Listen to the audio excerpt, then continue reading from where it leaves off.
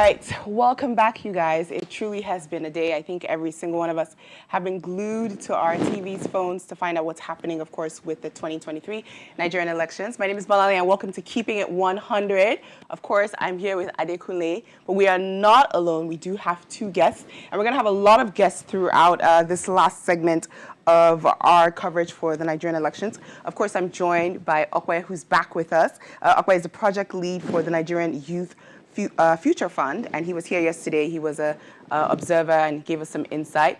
But we do also have Busayo Murakeo, who is a development expert. All right, so we're going to start with you, Busayo, since Okwe was here. His family already. Scale of 1 to 10, how would you rate the election that happened yesterday? Can we take away the scale and just yesterday, yesterday when I asked, I actually know earlier we asked one of the observers to scale, and she said there's actually no scale. Yeah. I mean, so for me, lived experiences. I woke up at 8:30, went to my polling unit in front of my estate, and I was there until 12:16 when INEC came. I didn't vote until 4:40 something, and I was number 221. At about 11 p.m., INEC says we can't take more people because the ballot papers were finished. So we disenfranchised about 30-something people at that time so we could count. So if you look at the standard operating procedures INEC shared with us, elections were supposed to start at 8:30, end at 2:30, counting collation begins from that point. What was most important was the fact that we should have had the results uploaded almost immediately after the counting. So plus or minus, by 5, we should have had, at least for the polling units that had conducted elections, we should have started having the results coming in trickles. But not until 10 p.m. did we start seeing some numbers coming. Not until at about 12 a.m., we just had about 3,000 polling units out of 176,000 polling units.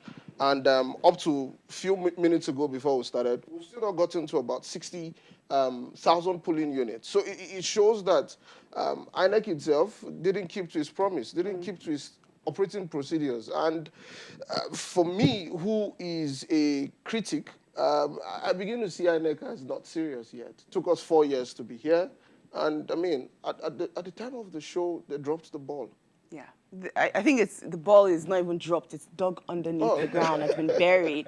And Okwe, we had you on yesterday, and you talked about your experience. And I think the real question that we kind of want to just understand: what does this mean for this election? Like, based on how many people have been disenfranchised, we've seen it happen. They're already right now. The results are already being collated, and people are like, "What are you collating? People have not finished voting." What does that mean for this? What do you think that means? I mean, I think it's unfortunate. I think it's not a good sign. If you have people showing up to the polling unit and they're unable to vote, I think that's I mean, and I think I was having a conversation with someone earlier, and I was saying that it's important that we put a number around the number of people that were disenfranchised, right? We need to have a number around it to really know, could that have swung the election, perhaps? What's the number around that, and be able to document the exact reasons behind these things. Sorry, 1 second. Okay, I think you need to just put your mic a little bit closer so we can hear you. Okay. Yeah, there you go. Right. So I think we need to document, like I was saying, I think we need to document the exact number of people who actually showed up at the polling units. I think in this case there were 30. We need to know how many. I would imagine that there are quite pockets. I mean, one of the polling units I went that saw over 4,000 people there with just one polling booth. I can imagine that maybe 50% of them, did not get to vote. And those are numbers that are what the political parties challenging, that you can't declare this election until, everyone has an opportunity to vote, so far as they were at the polling unit to vote. So I think the guidelines were a bit faulty because we should have envisaged a situation where, it's human beings that are showing up in the polling units, right? So a lot of things can happen that would make, the returning officers in each of the booths not show up on time. It would have been important to say that, okay, 8:30 is the start time, but if you show up at 12 noon, a minimum or a maximum, let me say a minimum window of time for people to vote. Let's agree to say 8 hours. And that has to be based on the fact that, okay, this polling unit has 500 people. You need to have done scenario play out and all that. If it takes 1 minute, I think one of the situations when I went gave 1 minute as the process of BVAS registration to vote, and it takes about 1 minute. So a polling unit should be able to handle 500, right? So we should have done simulations to say that, okay, this polling unit has 4,000. How long is it going to take compared to the window of time? I mean, these are things that you could do quick permutations on. Yeah. Not only that, this you is know, things that you have. This is your one job. Yeah. You have one job. Right. Like, and I think for us, that's really where the frustration comes in. My concern and my confusion is why a result's already being read. Is that Jim just following due process? Election is over, as far as INEC is concerned. Yeah. I mean, Is it? As far as they are concerned. Right. that's what it feels As far as like. they're concerned. I know some people that are just voting today in Warri, Right. for example. I think they're just marking register. Yeah, they just started voting at about 4:00. But I mean, I think in the long run, it still goes back to what happens in Nigeria. Nobody is held to account. Nobody is responsible for anything. 305 billion for this election Right. alone. 140 billion for operations alone. And I'm asking myself, Where it's did the money taxpayers' go money. to? Yeah. But nobody's going to be held accountable. Nobody's going to lose their jobs. Everybody still goes back to work on Monday morning and with their jobs happy after, the show of shame, I want to call it. Right. If we look at how much it took citizens to try to believe that this process was going to be a better process from what we've always experienced, then you would understand how difficult it is for those people who went under the sun and in the rain to get registered, Yes. crossed so many rivers and bridges to get their PVCs, and finally get disenfranchised after being on the line, taking your number. Because, I mean, for some of us, where we voted, it was quite organized. It was Yes, quite orderly. yeah. So you had numbers when you came in. But for people who didn't have that luxury of having a chair or a tent, they stood under that rain that fell yesterday in Abuja. And at in the Lagos end, as well. Yeah. At the end, you now say to them, sorry, you can't vote. There are not enough ballot papers. That's, I think there's this kind of tension where, it feels like, and I don't know, I want us to kind of talk a little bit about the press release that INEC released, and I'm just going to read a few excerpts from it. And this was the one paragraph that they said. They said, the Commission is aware of the challenges that the INEC results viewing portal had. Unlike in off-season elections where the portal was used, it has been relatively slow and unsteady. Well, that was poor English. They mean now it's relatively slow. The Commission regrets this setback, especially because of the importance of the IREV in our results management process. The problem is due to technical hitches, results scaling from the IREV from a platform for managing off-season. This is a really badly written press release, by the way, INEC. And basically, they're just saying that it's due to technical reasons, and it has nothing to do with, rigging, as people are saying. I don't know if you guys saw the video, and again, this is allegedly because a lot of videos have been coming out of where there was someone at a collection center in Apapa, and the lady kept saying to the guy that, you're documenting and pulling in results that are different. The results that you're pulling from, there's TIPEX, which is White House, on it. The numbers are not correct. And the guy was ignoring her. How do we eliminate the human factor in our polling, in our election process? That's one thing that actually scares me. Since we've been seated here, and since I've seen the press release, I've actually been managing my emotions.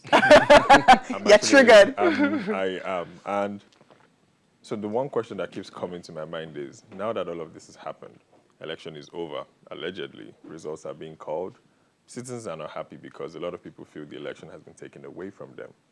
What do we do now? It feels like we're almost powerless. Like at the end of the day, it still feels like it's whatever these guys want to do with us that they will do to us. One of the paragraphs in the press release says they are going to thoroughly investigate the results that they got from the polling unit and what is being fed into the IRF portal. Now, they've only said they're going to investigate it. Who is going to follow them up to actually ensure that they are going to investigate it? Because at the end of the day, and now that the elections are being called out, it feels like it is whatever they tell us that we're going to go with. Now, if anybody's going to go to court, it will be the aggrieved parties who feel like they've lost. But they're only doing that because they've lost. But we, the people who actually voted and we wanted our votes to count, what actions are we going to take to actually curb this? Because the truth is, if we let this slide, we've lost. The next election is going to happen again. I mean, I think the one question that really plagues me again is there's a part of me that I ask myself, I'm like, how did we trust that? And I say this because of the history of who we are as people in Nigeria. Corruption is one of our biggest issues. Right. We now decided that we're going to have an election that is based on human beings providing the results. How are we? How do we vet it? And the reason why the new technology was applied is to avoid and remove that factor. Those human beings now decided that the technology is not working. And the thing about it is you can't discount it because we do know how hard it is to make a call, even a place like Abuja, right? So they can use it to say, so I'm not disputing the fact that technology failed. Yeah. I think the question I keep asking is how do we get to a electoral process that really allows us to have a smooth one because of the lack of infrastructure we have in our country? You know, it's a huge question for us. The most ridiculous thing happened to me just before we came on air. I'd registered on the IRF portal on Friday. I only just got an email that my account has been set up since Friday. Yeah. A whole lot of people couldn't register yesterday. Maybe the system was overwhelmed or some. And maybe INEC didn't expect. They said it in their press release. They were not expecting it. No, but it doesn't make any sense to say you're not expecting. No, but what they've done budgets is you guys said. What they've done is they shot themselves Mm-hmm. in the foot to say that we were actually not prepared. Yeah. Yeah. Because how can you collect that amount of money and you are not having enough materials, you're not having enough ink? What I find embarrassing is that I wonder the people who sat down to draft that press release, right? Because you say that off-season is Osun elections, and Osun it's elections, right? Yeah. And you say that, how That's would when you you compare use just this. those two pockets of elections to With doing a national? So people what kind of accredited, test 87 run? million people. I mean, I know Electher built a platform. I can imagine the number of test run and iterations that must have gone into building that kind of platform. I mean, for those of us that are not even techies, that are even using Twitter, Twitter does have, so without a doubt, Downtimes. let's be frank, right? Like you said, I don't think any technology is perfect. It's open to iterations, things can happen, but there's a certain bare minimum that we find, you can't go this low. This is too low. No, not with over 300 billion. We it's- don't it's, require bare minimum. I wanna kind of just read out a few of some of the early votes that are coming out. Again, these are not the specific numbers, but in terms of the turnout for Lagos mainland, it was less than 20%. Yeah. What do you guys think about that? Were you guys expecting it to be that low? They chase people down. to Voter vote away. suppression. That's what it is. Yeah, that's one thing, but I have Definitely. My thinking is this, right? Is that I've seen these statistics. They're up across, I think, about 20 states. As far as voter turnout is concerned, we're doing very bad, right? But there is another narrative, right? Everyone is attesting to the fact that, especially people who have been voting perhaps since 2019, or who at least have 2-3 years, let me not say years, cycles, right? And we can say for sure that we had more people in the polling unit. The energy was palpable. So what's happening? Goes back to what he was saying. Right, that suppression. There was not enough material. Because how can Right. you tell me that you're expecting a particular number of people at a polling unit and then you're saying that the paper finished? So they had projections around how many. So we're analyzing these statistics, Right. right? I think that the over 90 million PVC collected in itself right now is not accurate data, Right. because it's cumulative, right? Someone was saying right now that his late dad is on that list, his grandma. In fact, INEC even tried to reach out to National Population Commission to help them at least birth rate and death rate registration, right? Help us clean up this data to have accurate. So what has been happening is that they've just been building since 2011 when they started that. They just been loading that data. It's not been cleaned up to have the actuals, right? So we definitely know that it's not. I was very suspect of 90 million PVCs collected. Where are we going to get that? But my other concern is that 2019, I think the projection was about 34 million total number of voters. Thereabout. So far, so good now. I mean, unverified. It's looking like the projection for this is about 25 million, right? That's a significant. Thank you. That's like a significant. That's the population of we've Lagos. moved back, right? Yeah. But We the have question moved right now is that is it possible that even the 2019 statistics right now is correct. not valid?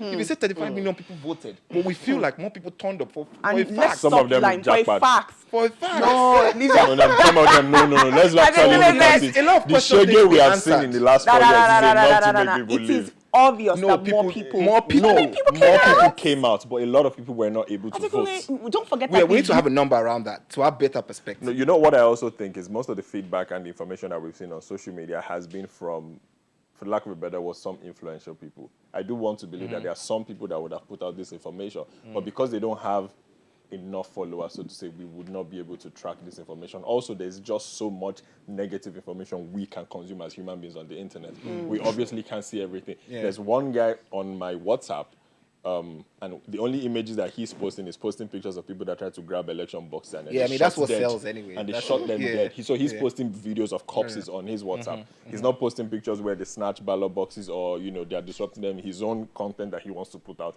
is different. So I think if it's possible for us to track all this, we're actually going to find out that there are so many polling units where people were disenfranchised. We have over 150,000 polling units. Yeah. 176,000 polling you know my units. concern now is that I don't think that adequate preparations were made to capture that data. So when I look at this thing, I look at it in terms of money.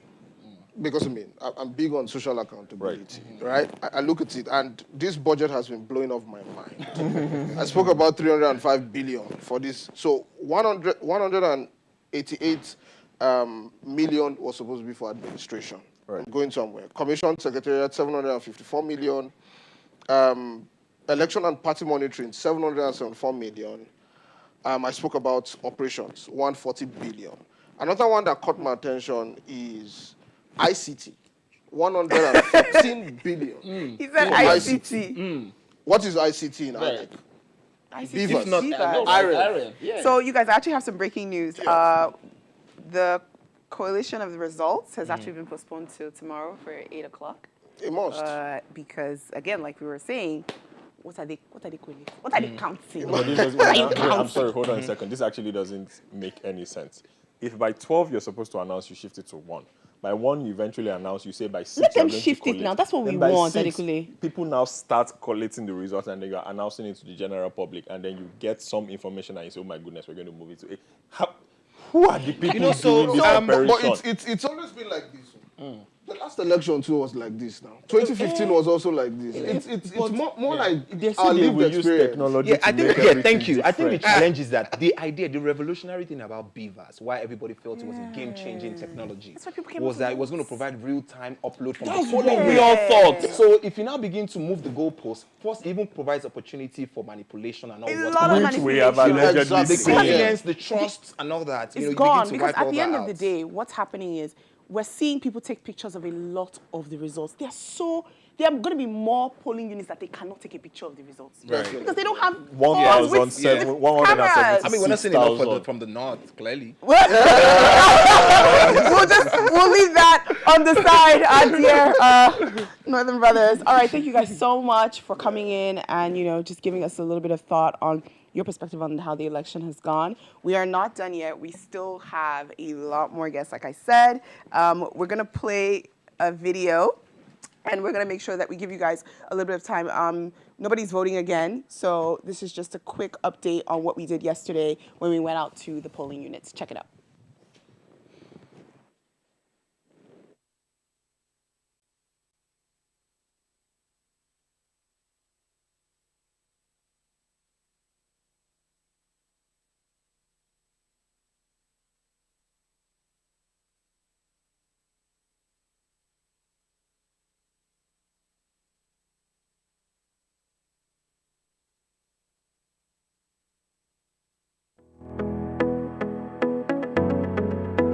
So we're here with Favor, and Favor, is this your first time voting? It is actually. Congratulations. I know, thank you. It has been a really slow process, but how are you feeling about the election generally, overall? I'm a bit tense, to be honest, because it seems like it's going to be a close call. We have some fresh candidates. There seems to be a lot of tension in the air. So I'm trying to be positive, but to be honest, I'm expecting the worst, to be completely honest. Yeah. What we've had so far is across various states and polling units in Nigeria, we've had people talk about the delay from the INEC with getting the resources over there. Is that something you can speak on? Is the fault from maybe the office or is the road network? For now, we cannot get a comprehensive report because what we heard is that some of them did not, because they created new polling units. So some of them could not identify the new polling unit. So there is no public awareness enough on local radios to let them know that some of you, we have disengaged you to social place. Please check your SMS, check your email so that you can get your information right. And I need to improve on their dissemination of information. I have to advise that there is no way anywhere. Some of them have already been waiting since morning anyway. So what important is that you people get yourself on queue, take a number till 2:30. So when you take a number to exactly 2:30, don't absorb anybody again. But your voting process can continue beyond 2:30.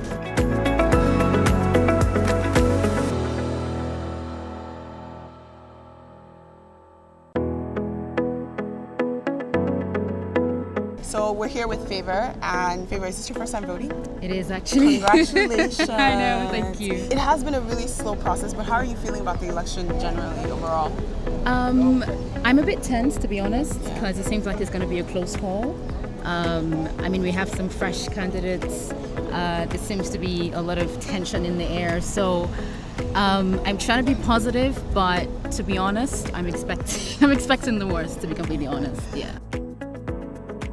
What we've had so far is across various states and polling units in Nigeria, we've had people talk about the delay from the INEC we getting the resources over there. Is that something you can speak on? Is the fault from maybe the office or is the road network? For now, we cannot get a comprehensive report because what we heard is that some of them did not, because they created new polling units. So some of them could not identify the new polling unit. So there is no public awareness enough on local radios to let them know that some of you, we have disengaged you to social place. Please check your SMS, check your email so that you can get your information right. And they need to improve on their dissemination of information. I have to advise that there is no way anywhere. Some of them have already been waiting since morning anyway. So what important is that you people get yourself on queue, take a number till 2:30. So when you take a number to exactly 2:30, don't absorb anybody again.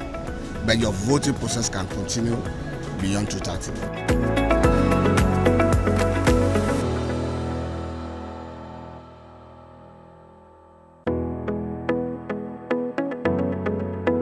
So we're here with Favor, and Favor, is this your first time voting? It is actually. Congratulations. I know, thank you. It has been a really slow process, but how are you feeling about the election generally overall? I'm a bit tense, to be honest, because it seems like it's going to be a close call. I mean, we have some fresh candidates. There seems to be a lot of tension in the air. So I'm trying to be positive, but to be honest, I'm expecting the worst, to be completely honest. Yeah. What we've had so far is across various states and polling units in Nigeria, we've had people talk about the delay from the INEC we getting the resources over there. Is that something you can speak on? Is the fault from maybe the office or is the road network? For now, we cannot get a comprehensive report because what we heard is that some of them did not, because they created new polling units. So some of them could not identify the new polling unit. So there is no public awareness enough on local radios to let them know that some of you, we have disengaged you to social place. Please check your SMS, check your email so that you can get your information right. And they need to improve on their dissemination of information. I have to advise that there is no way anywhere. Some of them have already been waiting since morning anyway. So what important is that you people get yourself on queue, take a number till 2:30. So when you take a number to exactly 2:30, don't. Hey, welcome back, guys. We are joined by our guests, and as we mentioned, they're not here in the studio, but they are here online. We have Demola Olarinwaju, who's the special assistant to the PDP presidential candidates. Hi, Demola, can you hear me? I can hear you. Hi. Okay, we can't hear you. You are muted, so if you can unmute your mic, please.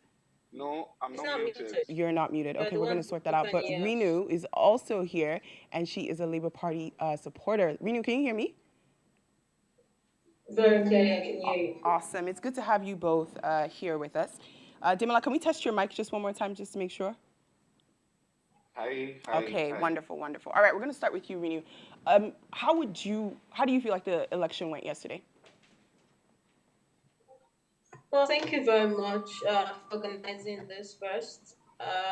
Every well-meaning Nigerian out there is concerned and understandably tense and agitated, looking at how the election went yesterday. For citizens across the country, international observers, foreign media, journalists who have come into the country to observe, and uh, these are different people who are not who do not want their interests, who are not trying to protect their interests. Okay, we've lost Renu. We're gonna come back to her. So we're gonna go to you, Demola. I know you're multitasking and you're trying to probably kill as many fires as possible.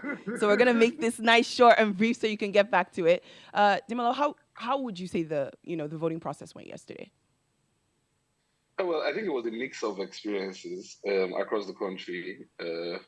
We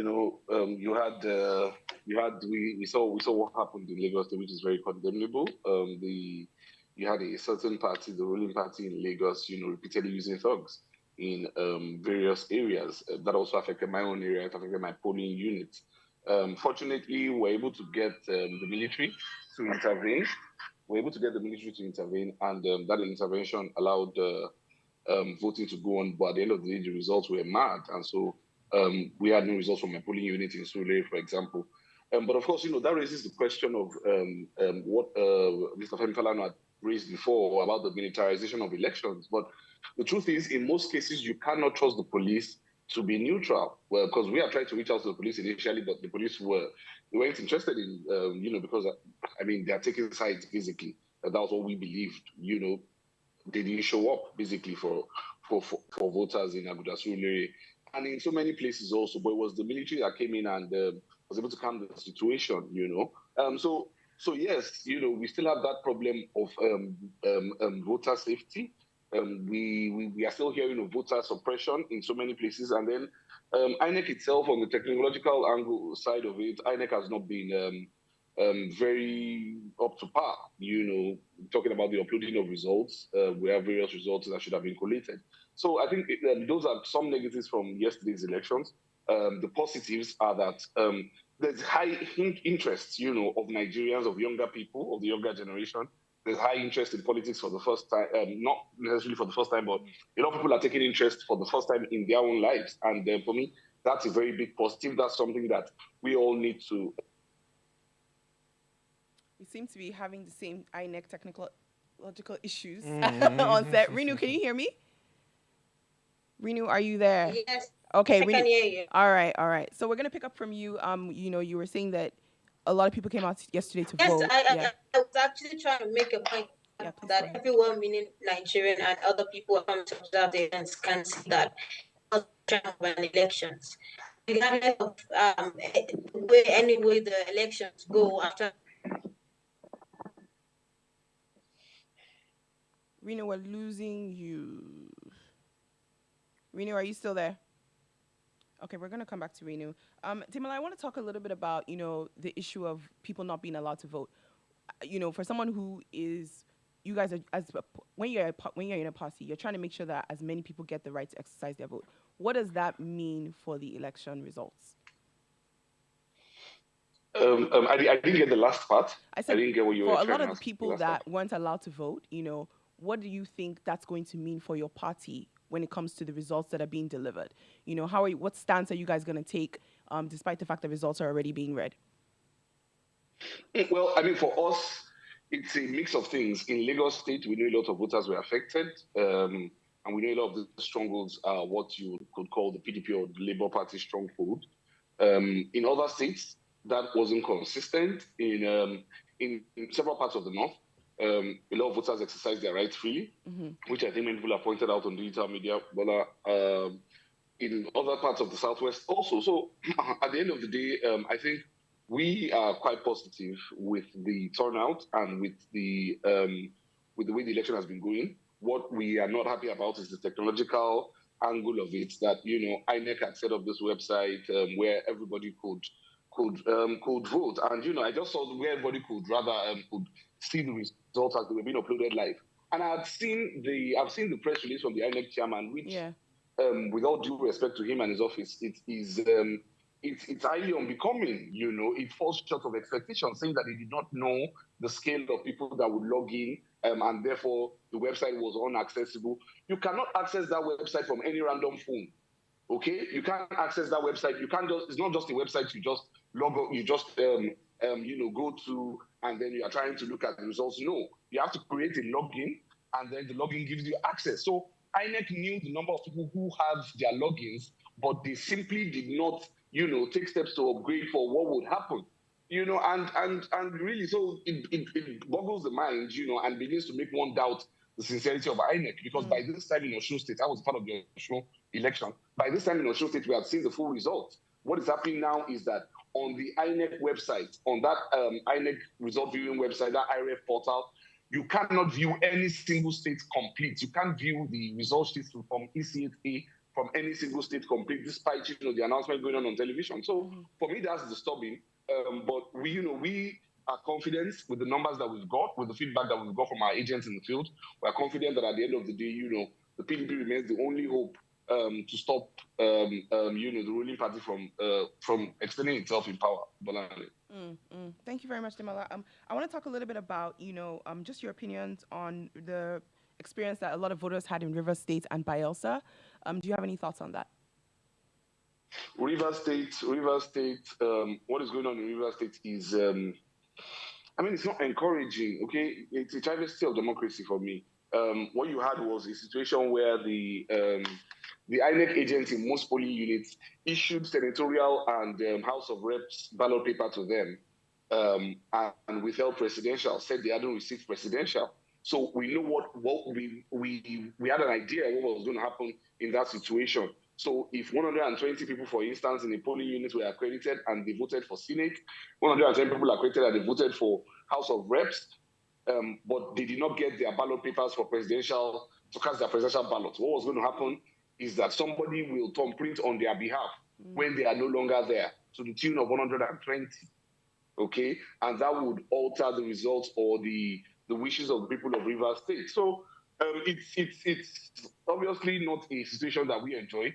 In Bayelsa, I'm happy that they were able to have make-up elections in about 114 or 140 polling units today. So that's encouraging. But all in all, for an election that INEC had spent over a year preparing, INEC had announced February 25 as the date of this 2023 election, way back about 11 months ago, almost a year ago. So for INEC to still be caught napping, this on a by election day, I think it's really quite disappointing. But again, like I said, the fact that more younger people are interested in the election, it might mean that it's time for you to hand over the electoral process to younger people to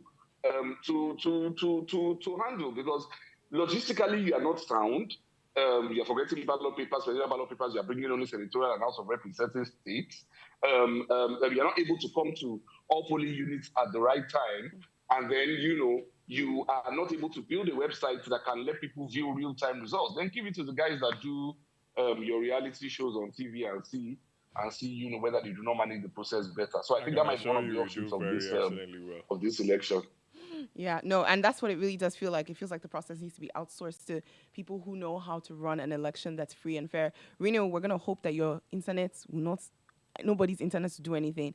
Talk to us a little bit about, your feedback on the process from yesterday. Yeah, I think that my internet is also going through some discrepancies, as we've seen with the INEC process. Yes. I was trying to, say that any observer, any true well-meaning Nigerian that has, observed the elections yesterday would be able to boldly say that the elections were a sham, of an elections. There's several things that we can point out here that you and I know. The beavers has been told to us, has been proposed to us as something that is going to come and, change the structures and the way we vote in this country. However, a lot of rules that have been laid down for polling unit officers to follow, when they're using these beavers were not followed yesterday, and we can all see that. It's not just in Lagos, it's not just in Edo, it's not just in even in northern states. They didn't upload this result. Nigerians were not seeing their own results in due time, just like INEC promised. And so this leads me to say that I believe that INEC is deliberately sabotaging these elections. Not to talk of the several irregularities that the ordinary citizen can even notice, with these elections. I was trying to say earlier that any whatever way the announcement goes, all candidates have lost out in these elections, because as many Nigerians as that are open to be able to cast their votes in the elections, many of them did not. Then we go to the electoral violence that happened. That's why the president saying that he wanted free and fair elections, reading out the riot act and all of that. we clearly saw how people were disenfranchised from exercising their civic rights. Citizens were left to defend themselves across polling units, mostly in southern Nigeria, which is a mirage to me. It's mind-boggling. It's shocking, that we in the 21st century, in the giant of Africa, we cannot even conduct elections where citizens will be safe. I have been an international observer in at least 2 other African elections. This is not how elections are conducted. And then we claim to be the big brother of other African countries in Africa. I mean, like I said, any international observer would be able to look at this election, especially in what they call the mega city in Lagos. Look at how citizens were being chased by political thugs and all of that, while security operatives were standing by. We've also seen videos where police officers have come to possibly take away ballot boxes when the votes have not been counted. We've seen videos where results have been altered and all of that. So the question I will ask is, we claim to practice a democracy, but then is this a truly democratic voting process? Did the people of Nigeria truly come out to put their voices and their thumbprints and their votes out there to vote for who they want to be the next president or the next political politician that is going to be occupying their public offices? Who would say no? And INEC, despite all of these irregularities that have happened, have refused to release a concise statement, that would reassure Nigerians that we are still on the path of democracy, that we are still on the path of ensuring that the people exercise their fundamental human rights. I mean, they released one statement this evening as saying that they take responsibility for the distress that has been caused to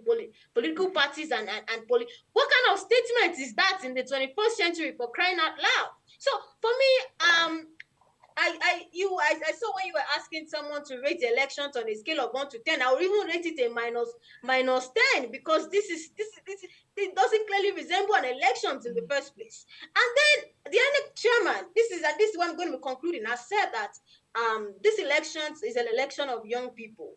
Please, the young people who have been encouraged to go out to get their PVCs, who have been encouraged to go out and vote and all of that, they were all disenfranchised from exercising their civic rights, and the INEC chairman is here to say anything instead of sitting down first and addressing all of these issues one by one to reassure Nigerians. We are now saying we are going to the collation center to collate results. What results exactly are we collating?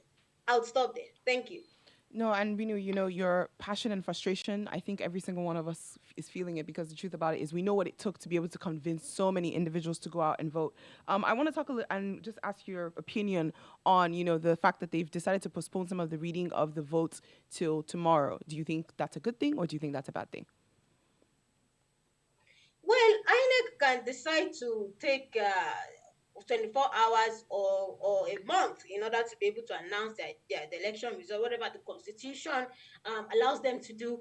Let them do it to be able to announce the results. But the fact is that problem stands as we are now, that we've seen evidence of votes being altered, polling units, presiding officers at different polling units being threatened, ballot boxes being carted away, a lot of electoral violence that has happened. People in so many polling units cannot vote. They're yet to even vote as of now. We've seen deliberate incompetence on the part of INEC. When they get to a polling unit, they say, oh, there are about 750 registered voters, and you say, oh, we only came with 200 ballot boxes. Oh, we didn't come with our ink. Oh, we are sorry, we didn't come with the result sheets. So there's a lot of irregularities going on. It's not about the results announcement, right? It's about, was the process fair? Was the process credible enough for you to be able to say, yes, results that should be announced? As of now, many people in several polling units could not vote. In fact, I heard that some people were even voting overnight. So was that the time that was stipulated by INEC for people to vote? Ordinarily, the voting was supposed to start by, I think, 8:30 and end by 2:30, and anybody still on the queue should be allowed to vote. But then looking at what happened yesterday, and you should ask Nigerians, do they really think that this was an election that took place, or just a facade, and you're trying to tell us that we should take it like that? So the pressure is not enough on INEC for my part. Like I said, it's not about the result announcement, it's about the entire process. What about Nigerians that have been disenfranchised currently? People who can vote. We've seen several posts across social media where people are are passionate about, are passionate enough rather, to come from other countries to come and vote in their country. Yet many of these people were not allowed to vote. Some people have been checking the IREV and seeing that even places where election did not take place, people are Results uploading are being results. uploaded. So what would we call what has just happened? That's my question. I'll stop there. Thank you. So I think it's very obvious, Rini. I'm not going to ask you. You definitely do not think that the election was free or fair. Demola, I want to go to you. Do you think that the election process has been free or fair? Free and fair? Well, I think to a large extent, because of my involvement with past elections, this election is actually an improvement on past elections. But unfortunately for INEC, this election is an election where many more people are interested in the outcome. You know, many more people are interested in the outcome, and many more people, we have a large number of first-time voters also in this particular election. So INEC should have anticipated that. And again, this is also an election that where the agitations over the years for electoral reforms, this is an election that incorporated those electoral reforms.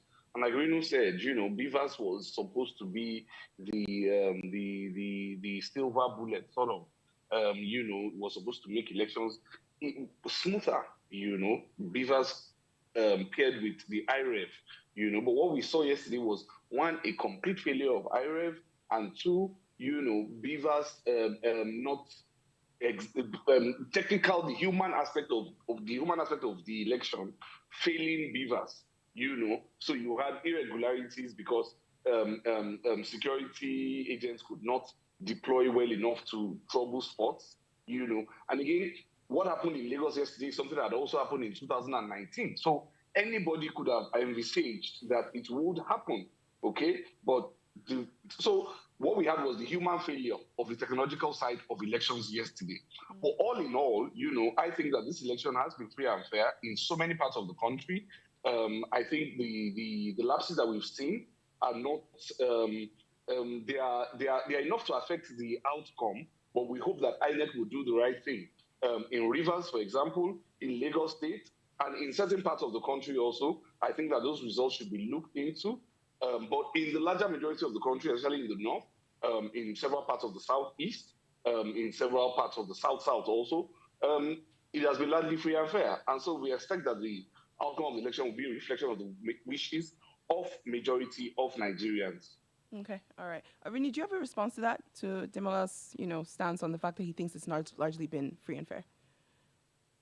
Well, like I said from the start, that any well-meaning Nigerian who's looking forward to the country thriving, you know, and the country moving forward from the stagnant position or even the reverse position that it's in right now, will understand that what we did yesterday could not be called an election. Maybe you call it Nigerians just trying to do mock elections or something. So when it comes to true elections, I do not think so. I think Demola is right. There are several parts of the country, and I said it, that you really had many of these issues in the southern part of Nigeria, and INEC is yet to address that. And until they address that, I don't know where we are rushing to, because this is still our country. I think that the other part that I wanted to add to what he said is that the fact still remains that many people were not allowed to vote yesterday, despite even having their PVCs. So how can we call it a free and fair election when people could not participate? So I don't think that the word we can use for that election that happened, or whatever we call it yesterday, is free and fair. Thank you. All right. Thank you both for joining us. I know you guys are doing and multitasking, doing so many things. Thank you for your service to your country. Thank you, guys. We will see you guys another time. And we wish you all the best of luck for all the candidates that you're supporting. Thank you so much. Thank you very much, Bonani. Thank you very much, Kunle. We are not done yet. We do have 2 more guests that are going to be joining us, but that's going to come right after this. We'll be right back.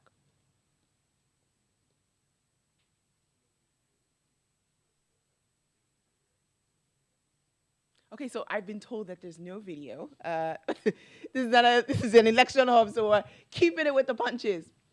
So, you know, Adekunle, what are your thoughts? You know, Renu and Demola, of course, both of them have very different perspectives. You are silenced the whole time. They shock you, they choke you.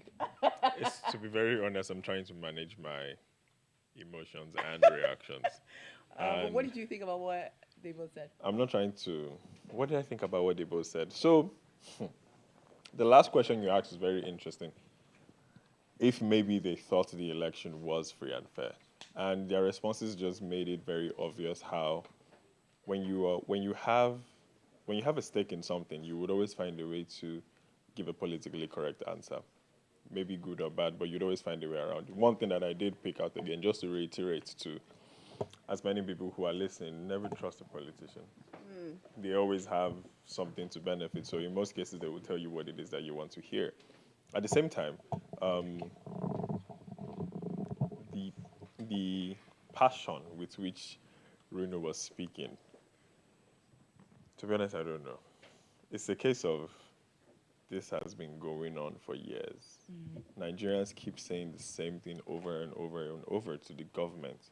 The way you are handling the situation is not working. Nigerians want better. Nigerians want to do better. And we can all see clearly that the way things are unfolding is not the way things are meant to be. Reno did say that she has been an international observer to 2 elections in 2 African countries.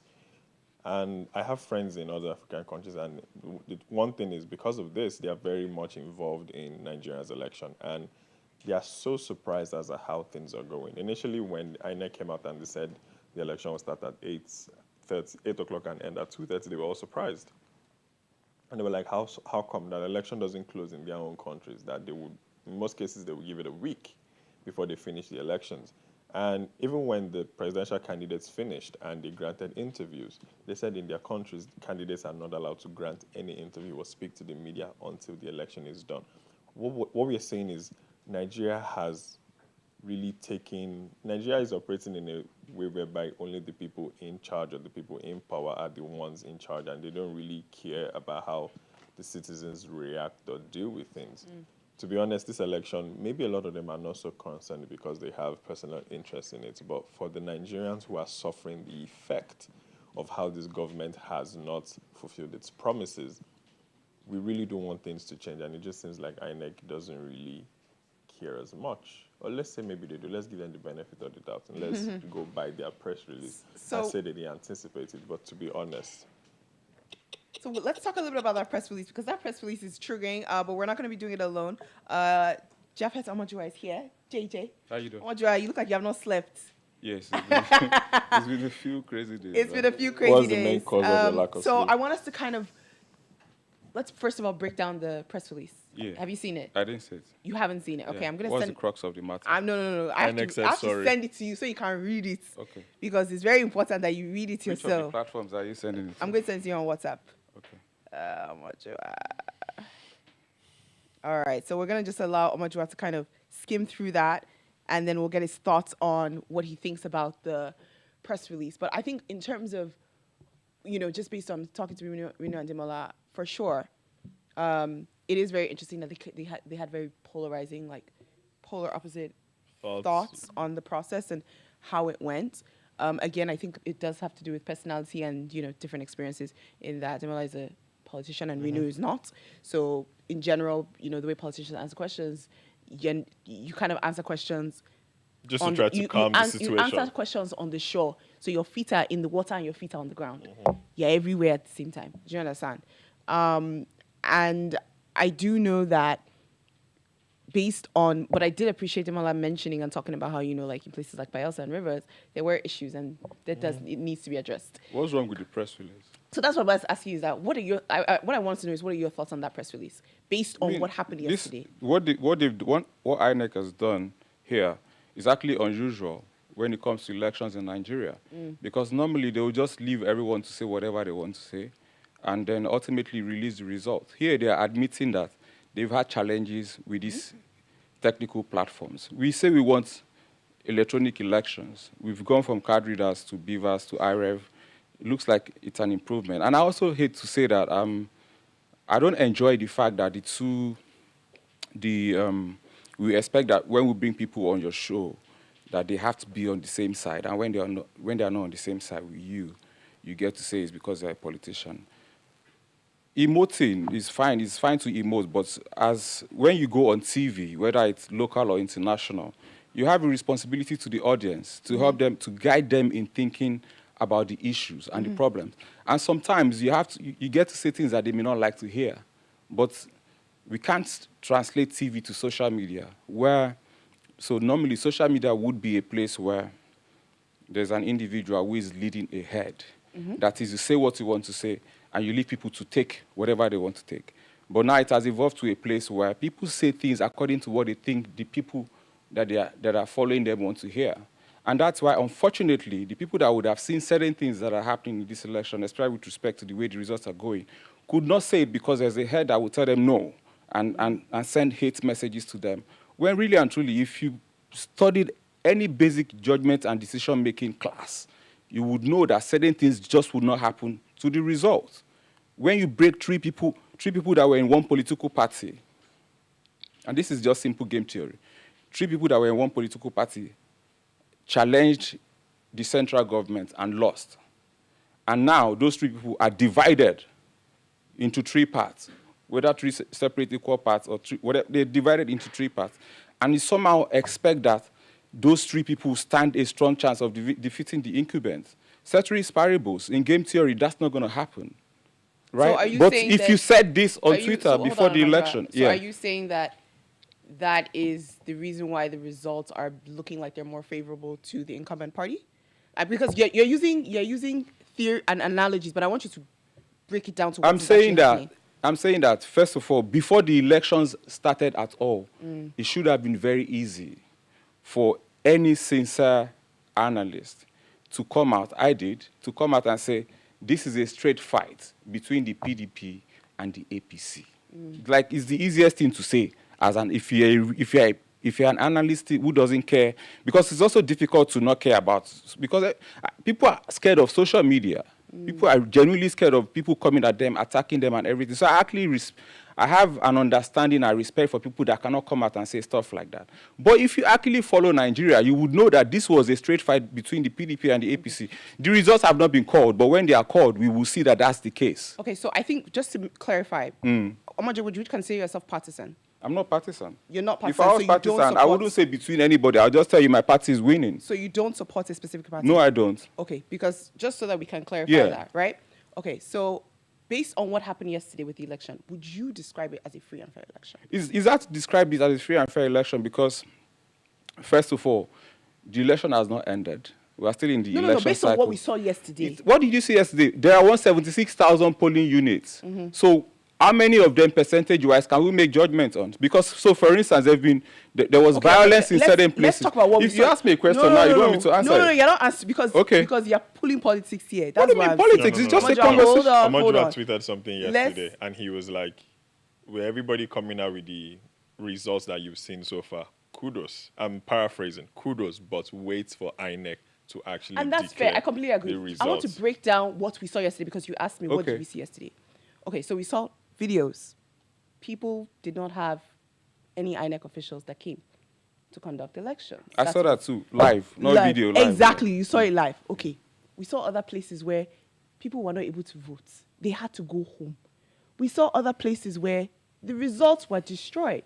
So based on those things, right? And these are facts. That's the point I'm making. Like, it's not a denial. Okay. It's not a denial. So you're not denying that. It's not a okay, cool. It's not. I mean, on video, if I was denying, they could easily play back, right? It's not a denial of the issues that in terms of violence, in terms of people not being able to vote, in terms of as almost 5,000 people in one polling unit trying to vote, and the sort of chaos that was developing. It's not a denial of that reality. We saw it, apart from video, even though video is difficult to trust, I saw some of that with my own eyes, right? We went to Durumi, 5,000 people trying to vote, 4,455 people exactly. And just 5 minutes after that point, they had a voter register of 13 people and 7 had voted. So I saw all of that anomaly in terms of how INEC arranged their polling units. But the point I'm making is, how do you discredit a process when you've only seen a minute part of it? And that's so easy to know. There's 176,000 polling units. 176,000. Unless, no matter how you want to say it, you're not going to get a situation where people won't have complaints. This 176,000 this election is the biggest ever election in the history of Africa by number, the biggest ever. So to now expect that everything is going to be perfect is to be self-delusional. It's to be delusional. Okay. And then on the other side, you can call and say this election was outrightly violent based on numbers, because the election across every layer is not a noise-making exercise. It's a number exercise. So if somebody tells me that the election was a sham, I'm going to ask you why. You're going to tell me because this happened and that happened. I'll say, yeah, I saw that, but in how many places? And how many votes did they affect? And what was the total vote at the end of the day? It's a number thing, but if you want to emote, we can emote. I know how to emote. If I'm in a situation where I'm partisan and I need to rile people up and stuff, I know how to convert into that emotional side, right? Because it actually works. But if you want to have a conversation about what happened, about the reality, about numbers, I'm sorry, I'm not going to dance with the audience. I'm just going to tell the audience exactly what it is. It's an election of 176,000 polling units. We've not even seen 25% of it, whether on Twitter. In fact, the truth of the matter is the numbers we've seen on Twitter, people posting from their polling units, is not even up to 10%. So what you're saying is that before we can describe whether it was free and fair, we need to see more of the numbers. Is there any other way? I have a question. Okay. Yeah, of course. So in all these states, I'm pretty sure you have some form of data to the election and whatnot. Which state would you say has the highest number of registered voters? That would be between Lagos and Kano. Lagos has 7 million. Kano has about 5 million. Okay. Based off the videos that we saw yesterday, regardless of the percentage in the polling units, generally, what we saw was in the states that has the highest number of registered voters, there was voters' oppression and voters' bullying. And unfortunately, I get the point that you're trying to make because we only saw a minute percentage in the grand scheme of things.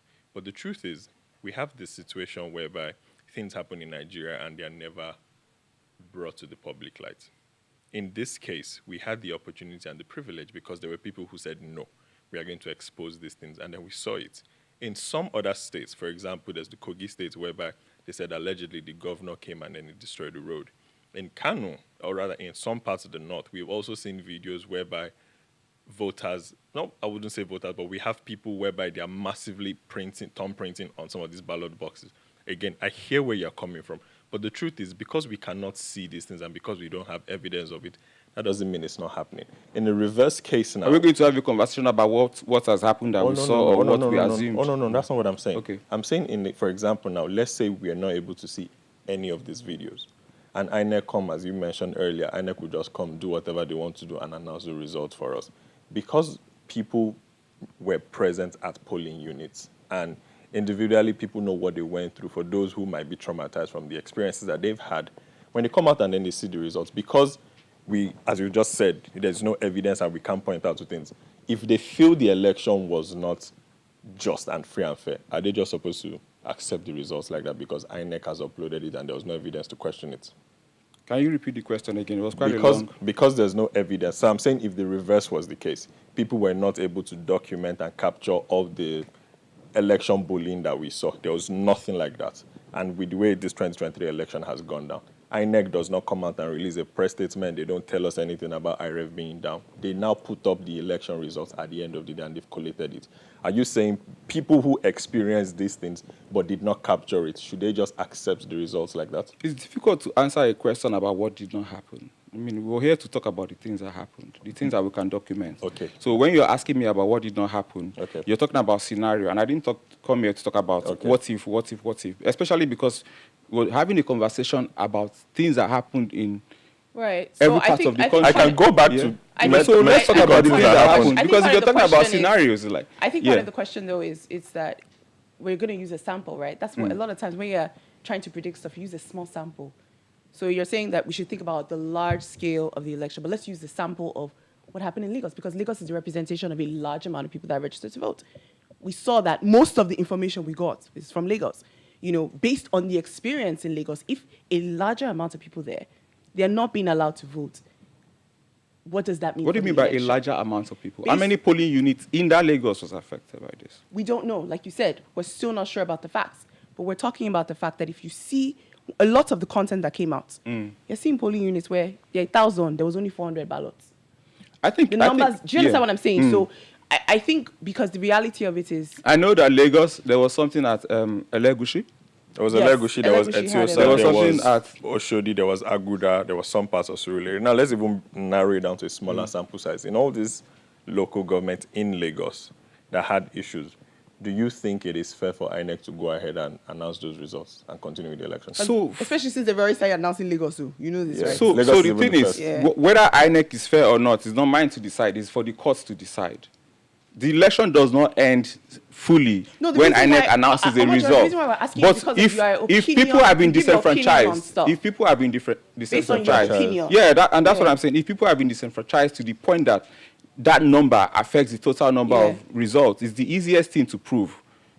First of all, looking at it on surface, it's not fair that you should not even disenfranchise one person. Mm-hmm. On my way here, I was thinking about the number of security officers that we have across the country, and the number of them that are involved in the elections. It could be as much as 1 million, and they don't get to vote.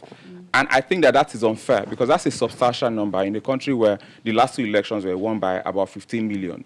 So I was thinking, just driving and thinking, I was like, we have to do something about it. You can't disenfranchise 1 million people by design, right? So I think that when you disenfranchise people on one side, it's extremely wrong, whether by election, whether by voter suppression, whether by people stealing ballot papers, whether by people creating violence and throwing their votes in the drainage system, like it happened at Elegushi. I think that's wrong. But when you have the conversation about the effect of that number, you have to talk about how many polling units were affected. If the number of polling units, now this is it now, if the number of polling units and the number of voters that were affected was 30,000 people, and you've announced a winner that has 18,000 people, then of course you cannot make that announcement, because that number substantially is more than the number you've announced. So you cannot have this conversation. You cannot have this conversation without the full context of the whole. So we are talking about the ones that we're seeing, which is a subset of the whole, whether it's about voter suppression, all the different forms of voter suppression and rigging and the appurtenances.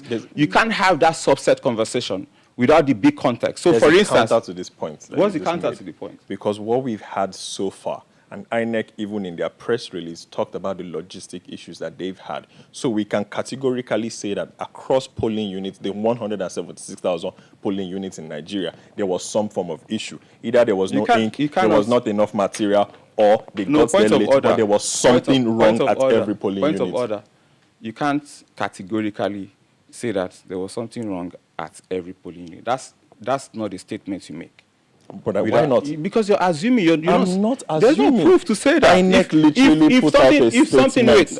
I read the INEC statement. They put out a statement and they accepted responsibility for the failure of the BVAS. They did not say that it affected every polling unit. If every polling unit was affected, then there is no election. Okay, but then which is what we are going back to say. But the thing about it is whether or not. Yeah, because they say categorically. Whether or not. Every polling unit. Those two statements cannot be right. If it is right, then there's no election. You guys, so those are, we're playing with little words. Exactly. No, they're not little words. They're real words. Categorically, every polling unit. It means there was no election. The reason why Adekunle is using this as a point is to say that basically, it's obvious that people could not vote. We've all agreed that there's an issue if one person, you should be allowed to vote. That one we're agreeing on. So at the end of the day, the summary is, if people were not allowed to vote, there's a problem with the election process. That one we're agreeing on. We're going to continue, but we're going to have Ibi Joke join us. Ibi Joke is going to be joining us just to wrap up this conversation.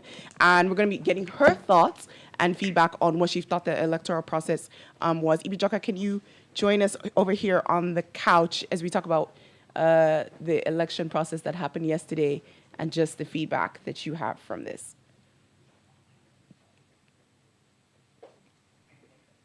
Okay, so while she gets the mic, we're going to continue. I want to talk a little bit about some of the numbers that came out of Lagos, which they read already today. This was Lagos mainland. And just kind of your thoughts on the voter turnout. It was about less than 20%. They had 45,000 people, but when we did the percentage, it was about less than 20. And then they had about 20,000, which went to APC, and 18,000 went to Labour Party, and then about 3,000 went to PDP. What are your thoughts on the voter turnout? I mean, I expected more people to turn out. Yeah. But from what I can remember right now, I think it's much more than the voter turnout of 2019. But also, when you have technology in the midst of these things, if you look at Nigeria's election numbers from, say, 2007, you will see that numbers have reduced in terms of what you need to win the election and in terms of people that have voted. And the reason, I think, is primarily because you've involved technology, which is going to weed out. Because initially, you could just thumbprint and you could just write results like like they did in 2007. But with technology, it's going to make it almost impossible for you to vote without being, because technology is recognizing you biometrically, and that means you can't do it twice. But I expected more people to come out, especially in Lagos, on account of the kind of energy and conversations people, especially in Lagos. But I think it's still much more than the 2019. Yeah, definitely. The percentage was wise. quite low. We're going to have Ijoke join us now on the couch. Ijoke. Hey, I know this weekend, this last month has been back to back. It's been basketballs. You've been hearing the conversation that we've been having, and I know you have something in your hand that it looks as if you want to give us some information on. No, I think just because you were speaking, to the voter turnout. Yeah. And I think yesterday a lot of people were quite excited, given just some of the feeds we saw on social media. And I think it was just a reality check for me in the sense that sometimes social media is not really the reality. It's never the reality. True. But I mean, what I have in my hand here is the ratio of registered voters to accredited voters, those that actually voted. And the numbers are devastating, right? And so I think the tons and tons of questions that we need to ask ourselves as Nigerians. Where is the resilience of the Nigerian people? I mean, I know that over the past couple of weeks, people have experienced economic hardship like never before. As an employer myself, I've had staff call me that they couldn't come to work because obviously they can't access Naira. There's been the fuel scarcity. There's just been a whole lot of things going on essentially. And so you can imagine that has a negative or positive impact on people. Some people just lose up. And that's just it, some people are just like really fatigued because honestly, living in Nigeria and experiencing the everyday reality is very exhausting for people. And I say that because I am an employer of people and I've seen how that impacts people, negatively as well. That's one. But also for me is, look, the problems of Nigeria did not start today. If we're going to move forward as a nation, it's important that, we actually put our money where our mouth is. We actually follow things through. We cannot have this number of people registered and we haven't just torn out. We need to ask ourselves very frantic questions as citizens. We cannot always hold government accountable. There is no excuse. Our forefathers didn't fight the good fight for this. That's just the fact. And I think I just kept reflecting on it. The hardship sometimes should actually really not just to come rain, come sunshine. I appreciate the people that stayed regardless of, the situations. I mean, my team still went out to the polls yesterday, even after accreditation has stopped in some places officially, and you see people on the queue, but they still waited in the rain yesterday. And I respect people like that because they were there for something and they stayed till the end. My issue is Nigerians will keep arguing on social media. It is exhausting, but you do not go out to the polls. This is what we're seeing. So that's what you think has basically happened. People just. I think. Yeah. Look, there's a reality check. Can you read some of the numbers to us just so we can? Yeah. So let me just give you this, right. So in Abia State, for example, we had about 2 million plus people registered. We had just about 300 and something people accredited. Let me check for Lagos now. There's 2 million? Yes, 2 million something and 300. Is that the latest election? Yes.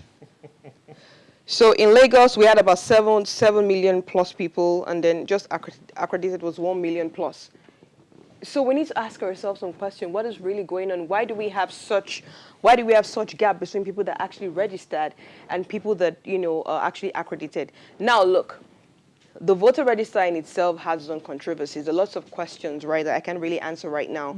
But for the fact that we're seeing those numbers at the poll, I mean, there was this upsurge of excitement when we saw that we had about 93 million people register. We were like, okay, this is really good. And I think yesterday on social media, when we just seeing massive people and you saw headlines like, INEC is overwhelmed, given the large voter turnout. But now seeing the reality this morning, and I think that makes me relate a little bit. So I don't totally agree with JJ, you understand, but I agree with some of the things he said in the sense that we haven't seen the big picture. We are very reactive people, but I can't really blame Nigerians, JJ. There's a lot of anger, emotion, and I see some people, NSAS, you understand, the people that still have unanswered questions. There's still lots of things that are pushing people out. There's been economic hardship. All this burns out to people. And then look, at the end of the day is that you have a you have a growing socially conscious generation. Second of all, social media, whether I like it or not, is the source of communication and news to a lot of people. So sometimes what they see there is actually what either infuriates them or excites them. And we need to recognize that, right? And so I don't really think that, people have the right to be angry. People have the right to, even if it's just a small fraction and they can't say the entire thing, right? The fact that one person is disenfranchised or two people, I think it's enough it's enough cause to worry about. But we don't necessarily need to see the entire thing for us to start making like certain comments about it. But I do agree that, there's so many assumptions that are made on social media, and I think it's time for us to really follow the numbers, follow the data, follow the figure, understand the context better so that we can analyze better. But that doesn't take away from the fact that, yesterday, we are all very disappointed at INEC. Yes. I think they could have done better. I think they could have communicated better. Now, even I say it in everyday life, there's a difference, there's a strong difference between, what you're saying inside of you, what's happening at the back end. Look, Nigeria is a very complex country by design, right? No government can get it right. Nigerians' problems are very complex. It didn't start today. INEC can't fix it alone. But one thing I think INEC didn't do properly, number one, was helping people understand the challenges they were having. Yes, it's a new technology. I built technology's election. On election day, I was really panicked because a lot of things were not going right. You understand what I'm saying? So talk less of an infrastructure that is built, right, to capture 176,000 polling units. I want us to be honest. It is going to be flawed. However, it is the way you communicate to citizens to respect them, when they have this agitation. It is the way you also say, look, we are struggling. And you ask and you seek for patience. And you just need to communicate. And I think for me is that those when I think about like the gaps and I think about the places where definitely I'll know as a Nigerian citizen, and this is me just being as a person who's, I'm from here and I'm hoping for a better Nigeria. The press statement that INEC put out was literally abysmal in that A, it came very late. B, the stakes are so high for this election. So everyone is like, there's very little room for fault. There's very little room for mercy in that we needed information.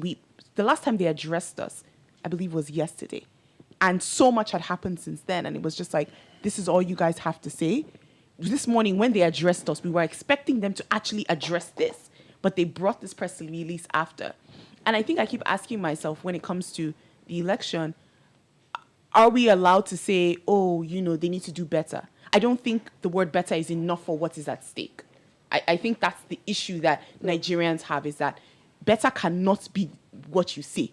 You guys need to give us a solution that is going to fix what happened yesterday. At the end of the day, Banale, look, Nigerians have the right to be angry, but I also want us to understand that it is new technology. And I'm sure some of the guys in the tech space will understand. My only problem is, number one, is they had 4 years to plan for this. You should have tested, you should have iterated. I mean, your margin of error should be low. They have a procurement problem. You understand? They have a procurement problem as well. Communication, procurement.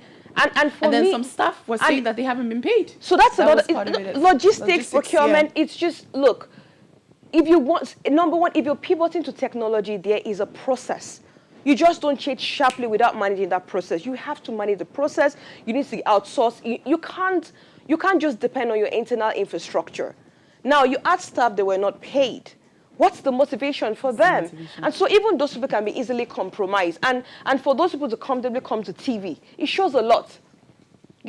So if it was a reasonable excuse on maybe why they were not paid, most of them will defend the organization. Stuff, right? Yes, out of integrity. But when they come, I think we saw one today. When they come to TV, and then they say that, I think it's a reality check for INEC as an organization. And so for me as an advocate, what I would say is that I think it's a point of reflection for the nation, is a point of reflection for our governance structure, is a point of reflection for all the citizens and our stakeholders. I think it's a point of reflection for everyone. Yeah. And honestly, they're not winners. We're all losers in this.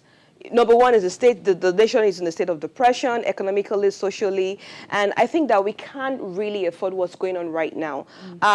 You're going to see, the projections or predictions of the emergence of protest, unrest, and I think it's very scary. A lot of people are very nervous and very anxious now, and so really we just see what's going to happen. With INEC announcing this, look, again, they didn't have a choice. they didn't have a choice, because at the end of the day, you can't announce the result when you haven't gotten all the results. You understand? There is a process you have to respect. Yeah. And so I think for me, it's better they even did this than announced it, because I think that the nation would have, we're going to wake up in a complicit of anarchy tomorrow morning. Yes. And so I would just say that, I mean, I'm not going to thank INEC, because I think it can do better. And I think that the leadership needs to really, they need to question a lot and reflect on a lot. I think Nigerians feel very disrespected from things we've heard. People are agitated. There's lots of emotions. But for me, as an advocate, I always say that let's use pace. Let's just try to follow through the process.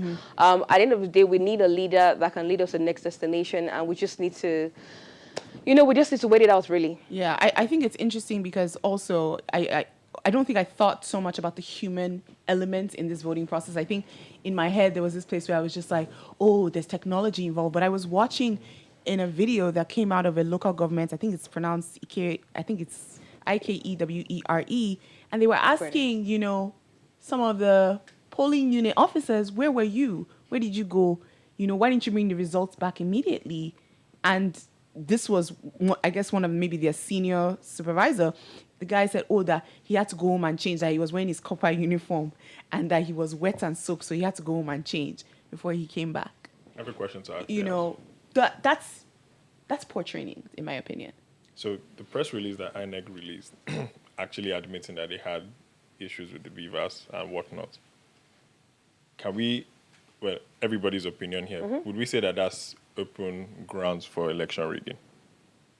But they have problems with the beavers. As an open ground, because the beavers, the technology that they plan to use for the election did not deliver. Now they might have to go back to the manual paper thumbing and all that. Would we say it's going to open grounds for election rigging? The one thing a lot of us did not consider prior to the election. The first thing is it undermines the process. Yeah. And when the process is undermined, look, there are 1,000,001 outliers that could happen. And it's not even just rigging. It's just a whole lot that could. I won't say it could lead to rigging. Understand? Again, there's something about this off-cycle elections, right? Or maybe they're going back to the polls to vote. Is people are actually paying attention. So if people are paying attention, everyone is concentrated. You might not really be able to rig at that point. Now, are they going to go back to manual? Are they going to try? Are they going to try the beavers again? We don't know. But the issue that I have with that is it questions the integrity of the electoral system. It questions INEC preparedness. It just questions a whole lot. I think we already have the answers to that. Yeah, they were not ready. A lot of things they told us they put in place, obviously were not put in place. So like I said, lack of communication is one thing I find, and the fact that I think INEC was not open enough early. No one is expecting perfection, right? But I feel like there could have been cross-government collaboration. There could have even been, I don't know, even private sector collaboration. Government cannot do it alone. There's a I think if you think about Nigeria and you think about the Nigerian government and just how much bureaucracy exists and also how there's so much inefficiency, I think the real question is why did INEC feel like they could carry this on their own? I don't think it's not doable. And I'll tell you why. There was something Demola said before he left. It made me laugh, but to be very honest, I'm going to have to agree with him. He said if INEC cannot handle the logistics problem and the technology, maybe they should give it to the reality TV guys.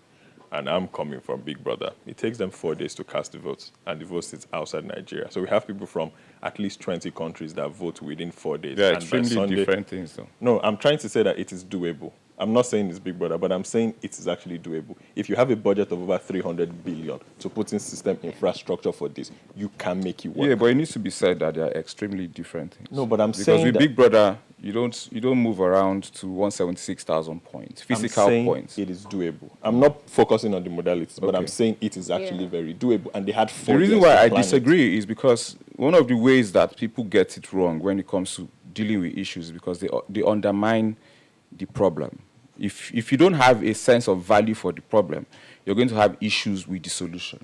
If you can't, somebody, I don't know, was it Jay-Z? You can't heal what you don't reveal. So if you don't first of all have an appreciation for the depth of the problem, you're going to have real issues with the solution. So what's the depth of the problem? It's an unwieldy country. It's a country where the lot of us have never been to, even if you've been to the 26 states. Even the presidential candidates that have been to 36 states, they haven't been to more places in the country because people are voting in 176,000 points. We can start to have questions about whether to bring elections electronically and the issues that would have, which means that rather than go to physical points, I can even vote from London if I'm a Nigerian. I guess eventually we'll get there. I But mean, I don't think that... I think one of the major things we know as to reason why technology is struggling is the fact that Nigeria doesn't have the infrastructure, right, for us to fully go in terms of technology. Because at the end of the day, that's the reason why we're still doing paper ballots. Because when you think about it, imagine if it was something that was like, oh, we're only depending on technology. I mean, how many votes would have been casted yesterday? Everything has its problems, though. So even if you switch to technology, new problems will arise. Yes, What you want to problems happen will is arise. that you have better problems. But there's no solution that is perfect to the point that you don't have challenges. So whether you switch to technology, I mean, one of the most advanced democracies is the US democracy, and we still see the challenges with theirs, including the balance of whether you're mailing your votes or you're doing the conventional, going to queue and vote. We need to have a sense of... I have two questions for you. Yes, please. The first question is, do you think that this INEC problem with the election is solvable? Oh, no, let me know you solvable. Do you think they can minimize the problem? For this particular election or Not future this elections? particular election, future elections. Of course, it's not a question of even whether they can. They have to. Because now we had 93 million or 97 million registered voters. 93 registered, 87 The next accredited. election is going to be over 100 million. Definitely. So they have to. And INEC has to also become a logistics organization.